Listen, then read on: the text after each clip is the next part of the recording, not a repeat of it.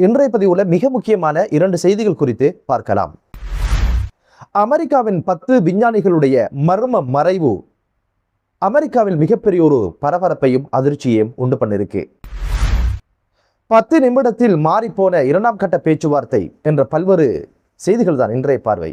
அமெரிக்காவினுடைய மிக முக்கியமான 10 விஞ்ஞானிகள் மர்மமான முறையில் கடத்தப்பட்ட அல்லது படுகொலை செய்யப்பட்ட சம்பவம் அமெரிக்காக்குள்ள மிகப்பெரிய ஒரு பூகம்பமாக வெடிச்சிருக்கு. பல நாடுகள்ல தனக்கு பிடிக்காத நாடுகளுடைய மனித வளங்களை அழிக்கிறது தான் அமெரிக்காவினுடைய இஸ்ரேலுடைய கைங்காரியமாக இருந்தது.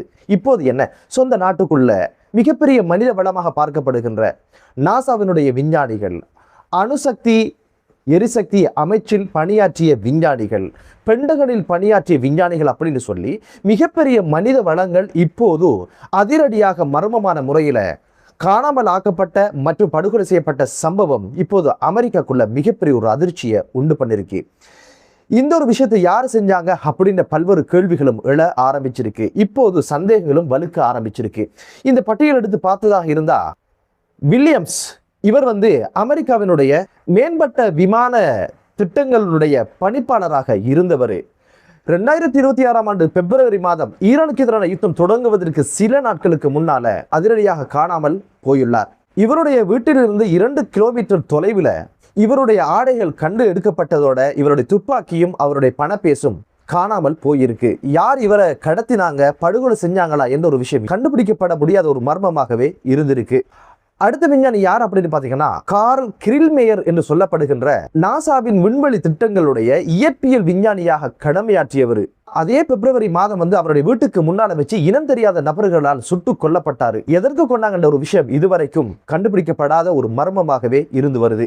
அடுத்த விஞ்ஞானி யார் அப்படின்னு பாத்தீங்கன்னா மோனிகா ரிசா, நாசாவின் புகழ்பெற்ற JPL என்று சொல்லப்படுகின்ற ஏவுகணை பிரிவினுடைய மேலாளராக கடமையாற்றியவர். 2025ஆம் ஆண்டு ஜூன் மாதம் அளவுல கலிபோர்னியா காட்டுப்பகுதியில் நடப்பயிற்சியில் இருந்த போது காணாமல் போயிருக்கிறாங்க. இதுவரைக்கும் இவருக்கு என்ன நேர்ந்தது அப்படின்ற ஒரு விஷயம் கண்டுபிடிக்கப்படாமலே அந்த ஒரு மர்மம் விலகாமல் இருக்குது. லாஸ் அலோமஸ் என்று சொல்லப்படுகின்ற தேசிய ஆய்வுக்கூடத்தில் பணியாற்றிய 2 அணுசக்தி நிபுணர்கள் காணாமல் போன சம்பவமும் பதிவாகி இருக்கு. சாண்டியா தேசிய ஆய்வு மையத்தில் ஊழியராக கடமையாற்றிய மற்றொரு விஞ்ஞானியும் படுகொலை செய்யப்பட்ட சம்பவம் பதிவாக இருக்கு. இப்படி இதுவரைக்கும் குறுகிய காலத்துக்குள்ள 10 விஞ்ஞானிகள் அதிரடியாக கடத்தப்பட்டதும் காணாமலாக்கப்பட்டதும் படுகொலை செய்யப்பட்ட சம்பவம் இப்போது அமெரிக்காவுக்கு மிகப்பெரிய ஒரு அதிர்ச்சியை உண்டு பண்ணிருக்கு. அமெரிக்காவுடைய தேசிய பாதுகாப்போடு சம்பந்தப்பட்டு பல்வேறு தகவல்களை தன்னகத்தை கொண்டவங்க தான் அதிரடியாக காணாமலாக்கப்பட்டதும் படுகொலை செய்யப்பட்ட சம்பவம் மிகப்பெரிய இழப்பாகவே அமெரிக்காவுக்கு இது இருக்குது. இப்போது FBI அதிரடியான விசாரணைகளை மேற்கொள்கிற சூழல்ல 2 வாரங்களுக்குள்ள என்ன நடந்தது ஏது நடந்தது அப்படின்ற ஒரு விஷயத்தை அறிக்கையாக சமர்ப்பிப்பதாக இப்போது அறிவிச்சிருக்கு.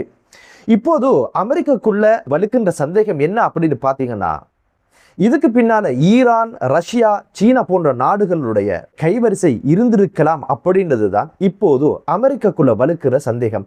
காரணம் என்ன அப்படின்னு பாத்தீங்கன்னா கடந்த வருடம் அமெரிக்காவும் இஸ்ரேலும் இணைந்து ஈரானுடைய மிக முக்கியமான 7க்கும் அதிகமான அணு விஞ்ஞானிகளை படுகொலை செய்த சம்பவம் பதிவாக இருந்தது. அதைத் தொடர்ந்துதான் அமெரிக்கால குறித்த விஞ்ஞானிகள் கடத்தப்பட்டதும் படுகொலை செய்யப்பட்ட சம்பவமும் பதிவாக இருக்கு. இப்போது இவங்க சந்தேகிக்கிற விஷயம் என்ன அப்படின்னு பாத்தீங்கன்னா ஈரானுடைய கைவரிசையாகத்தான் இது இருக்கணும். ஈரான் தான் பழிவாங்கும் முகமாக இப்போது அமெரிக்காவுடைய 10 விஞ்ஞானிகளை திட்டமிட்டு தூக்கியிருக்காங்க அப்படின்னு ஒரு சந்தேகம் வலுக்க ஆரம்பிச்சிருக்கு. திரைமறைவில் நடக்கின்ற மற்றொரு போராகத்தான் இப்போது அமெரிக்கா இதை பார்க்குது. என்னதான் இருந்தாலும் பிற நாடுகளுடைய மனித வளங்களை ஈவிரக்கம் என்று கொண்டு குவிக்கின்ற அழிக்கின்ற பணியில இருந்த அமெரிக்காவுக்கு இப்ப சொந்த நாட்டுக்குள்ள தேசிய பாதுகாப்போடு சம்பந்தப்பட்ட மிகப்பெரிய மனித வளங்களாக கருதப்படுகிற விஞ்ஞானிகளை இப்போது ஈரான் தட்டி தூக்கியிருக்கு. இதுக்கு பக்கபலமாக ரஷ்யா, சீனா போன்ற நாடுகள் நிச்சயமாக உதவி அளிச்சிருக்கும் அப்படின்னு ஒரு கடுப்பும் ஒரு சந்தேகமும் அமெரிக்காவுக்கு இருக்குது. என்னதான் இருந்தாலும் இப்போதைக்கு சொந்த நாட்டுக்குள்ள தமது தேசிய பாதுகாப்போடு சம்பந்தப்பட்டவங்க காணாமல் போனதும் படுகொலை செய்யப்பட்டதும் இப்போது அமெரிக்காவுக்கு மிகப்பெரிய ஒரு பின்னடைவை உண்டாக்கியிருக்கு. மிக முக்கியமான உளவு தகவல்கள் கசிஞ்சிருமோ அப்படின்ற பல்வேறு சந்தேகங்களும் இப்போது எழ ஆரம்பிச்சிருக்கு. பொறுத்து பார்க்கலாம், இந்த நிழல் யுத்தம் தொடருமா அல்லது முற்று பெறுமா? FBI அறிக்கை என்னதான் சொல்ல போகுது அப்படின்னு ஒரு விஷயம். 10 நிமிடங்களில் அதிரடியாக மாறிப்போன 2ஆம் கட்ட பேச்சுவார்த்தை மிகப்பெரிய ஒரு பரபரப்பா ஏற்படுத்தியிருக்கு. மிகப்பெரிய ஒரு பேசு பொருளாக மாறி இருக்கு. இந்த மாற்றம் எப்படி தொடங்கிச்சு, இந்த மாற்றம் எப்படி ஏற்பட்டுச்சு அப்படின்னு கேட்டீங்கன்னா 2ஆம் கட்ட பேச்சுவார்த்தைக்காக அமெரிக்காவுடைய தூதுக்குழுவை பாகிஸ்தானுக்கு அனுப்புவதோடு ஒரு சாத்தியமான உடன்பாடு எட்டப்படும் பட்சத்தில் டொனால்ட் ட்ரம்ப் நேரடியாக அங்கு சென்று அந்த உடன்படிக்கையை நிறைவேற்றி வைப்பதற்கான ஒரு கனவோட தான் அமெரிக்க ஜனாதிபதி இருந்தாரு. இந்த சூழல்ல சனிக்கிழமை அதிரடியாக ஈரானுடைய வெளிவிவகார அமைச்சர் உள்ளிட்ட குழுவினர் பாகிஸ்தானுக்கு போனாங்க. போய் அவங்க சொன்ன விஷயம் என்ன அப்படின்னு பாத்தீங்கன்னா, அமெரிக்காவுடைய கடல்வழி முற்றுகை தொடரும் பட்சத்தில் பேச்சுவார்த்தையில நாங்க கலந்து கொள்றல அப்படின்ற ஒரு விஷயத்த பாகிஸ்தான் சொல்லிட்டு அந்த குழு ஒமானுக்கு பயணமானாங்க. ஒமானிலிருந்து ரஷ்யாவுக்கு போறதுதான் அவனோட திட்டமாக இருந்தது. இந்த ஒரு விஷயம் கேள்விப்பட்ட அமெரிக்காவினுடைய ஜனாதிபதி டொனால்ட் ட்ரம்ப் கடுப்பாகி அதிரடியான ஒரு அறிக்கையை வெளியிட்டாரு. அந்த அறிக்கை என்ன அப்படின்னு பாத்தீங்கன்னா, 18 மணித்தியாலங்கள் பயணித்து பாகிஸ்தான்ல காத்திருக்க வேண்டிய எந்த தேவையும் கிடையாது. பேச்சுவார்த்தைக்கான எமது குழு பாகிஸ்தான் பயணமாகாது, காலமும் கடந்து கொண்டிருக்கு அப்படின்ற ஒரு எச்சரிக்கையை விட்டிருக்கிறாரு. இந்த எச்சரிக்கையை தொடர்ந்து 10 நிமிடங்கள்ல அதிரடியாக ஈரான் தரப்புல வெளியிட்ட செய்தி என்ன அப்படின்னு பாத்தீங்கன்னா, உடனடியாக வெளிவிவகார அமைச்சர் அப்பாஸ் அவர்கள் உள்ளிட்ட குழுவினர் பேச்சுவார்த்தைக்காக இப்போது பாகிஸ்தானுக்கு பயணம் ஆகுவதாகவும் ஒமான் மற்றும் ரஷ்யாவுக்கான விஜயத்தை உடனடியாக ரத்து செய்வதாகவும் அறிவிச்சிருக்காங்க. இந்த ஒரு அதிரடி மாற்றம் பல்வேறு கேள்விகளை எழுப்பியிருக்கு. உண்மையிலே அமெரிக்க ஜனாதிபதியுடைய இந்த மிரட்டலினால் பயந்து அதிரடியாக பேச்சுவார்த்தையில கலந்து கொள்வதாக ஈரான் தனது முடிவை மாற்றிக்கொண்டதா, அடிபணிந்ததா அப்படின்னு கேட்டீங்கன்னா, இப்போது சொல்லப்படுற விஷயம் என்ன அப்படின்னு பார்த்தீங்கன்னா, கிடையவே கிடையாது. இது போன்ற பல்வேறு மிரட்டல்களை அமெரிக்க ஜனாதிபதி டொனால்ட் ட்ரம்ப் விட்டிருக்கிறாரு. இதை எதையுமே கண்டுகொள்ளாத ஈரான் இப்படியான ஒரு மிரட்டல்ல அடிபணிவதற்கான வாய்ப்பு கிடையாது. பேச்சுவார்த்தையை இதுவரைக்கும் தவிர்த்து யுத்தத்துக்கு தயாராக இருந்த ஈரான் ஒருபோதும் அமெரிக்காவுடைய மிரட்டலுக்கு அடிபணிய வாய்ப்பில்லை அப்படின்னு தான் சொல்றாங்க.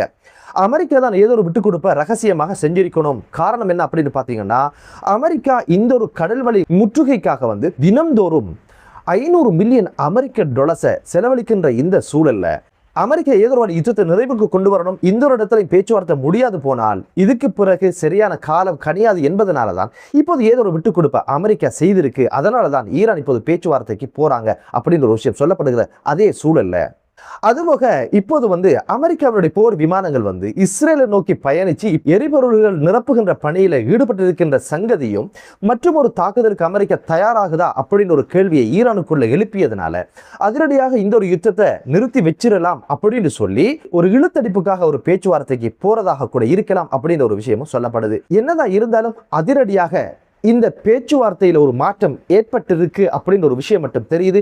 அதனாலதான் இப்போது ஒமான் ரஷ்யா பயணங்களை இப்போது ரத்து செய்துவிட்டு ஈரானுடைய வெளிவிவகார அமைச்சர் அப்பாஸ் உள்ளிட்ட குழுவினர் இப்போது பாகிஸ்தானுக்கு பயணமாக இருக்கிறாங்க.